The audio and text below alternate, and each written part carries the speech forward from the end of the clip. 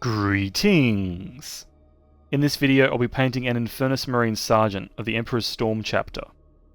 I've used a standard push-fit Infernus Marine model, but I've cut away the pauldron to replace it with a custom pauldron. Some information as to how I've done the pauldron is in the video description. I started by priming the model black through my airbrush.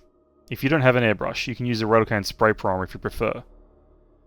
Moving straight onto the armour, I used Liberator gold everywhere that the reference has it. This took 3 coats, as Liberator gold is fairly thin, and I wanted to get a smooth finish. In the old How to Paint Space Marines booklet from 2004, the Emperor's Storm sported red armour, but I've gone for the 2015 references approach.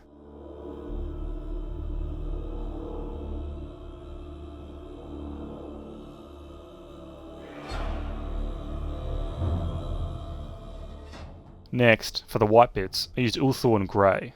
This took 2 coats to get the coverage I was looking for. I applied this over the pauldrons and the helmet.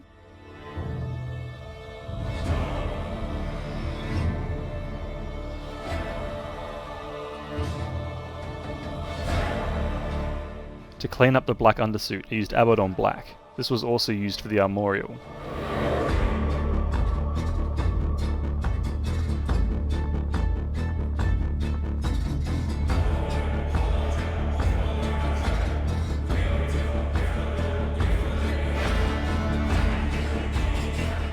The Emperor's Storm have red pauldron trim, eye lenses and chest ornament, so I used Mephiston red to base coat these details.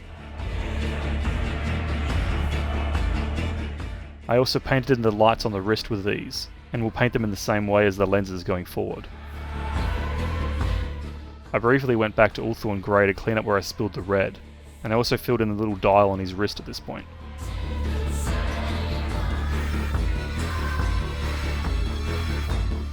To highlight the red, I used Evil Sun Scarlet, going over the lights on the wrist and in the eyes, before noticing that I forgot to paint the exposed cables located around the armour.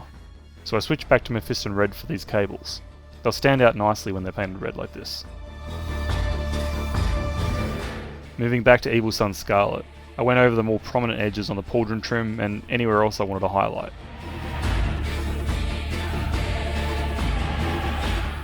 To finish off the eye lenses and wrist lights, I switched to Wild Rider red and filled in about 40% of the middle bits, before switching to Lugganath orange and hitting about 10% of the surfaces to act as the centre of the glow.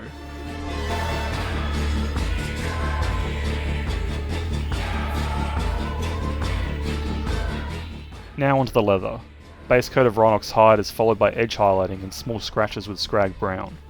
I've been using this recipe for a while now, and while I want to show off different ways of doing these things, I feel like it's a great recipe to help make the leather stand out against pretty much every armour colour, so I'm going to keep using it for now.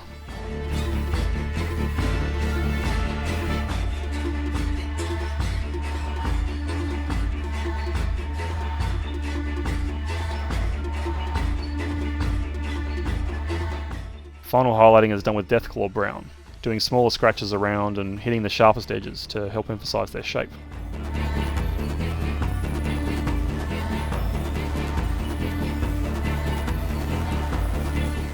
With the leather finished, I turned attention to the purity seal on the holster. A base coat of Screamer Pink was applied to the wax, then I used Zandri dust for the parchment. It takes 2 coats for the Zandri dust to cover well.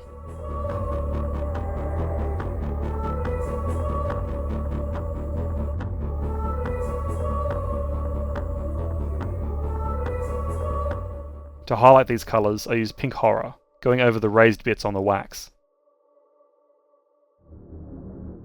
and Screaming Skull, hitting most of the upper facing pieces in a messy fashion.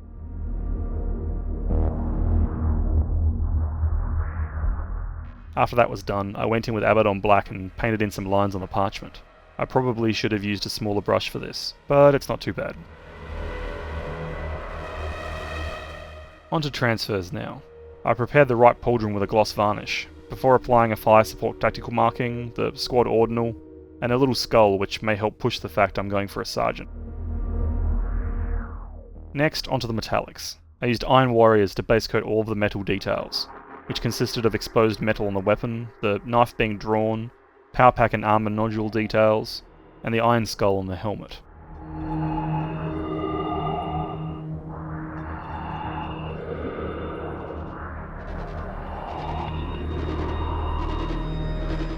For the Pyre Blaster Shroud, I went in with Screaming Bell.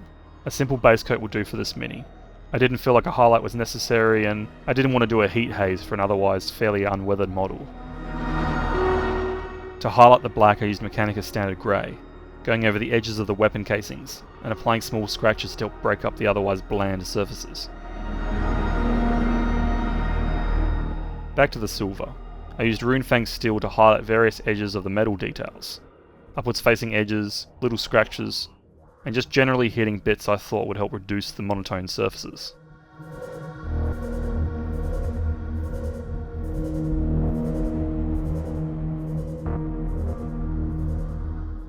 Onto the weathering now. I did a light pass of a Sepia Paneliner from AK Interactive. This was mostly used to add depth to the panel lines, but I did use it to stain a bit of the white armour. I'm going for a little bit of grime this time around, but not heavy weathering.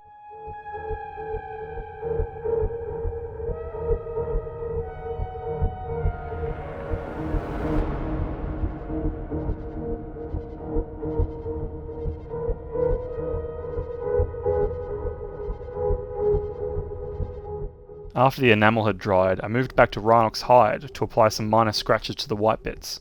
This was done to help cover some mistakes that I hadn't noticed before, whilst also breaking up the surface a bit.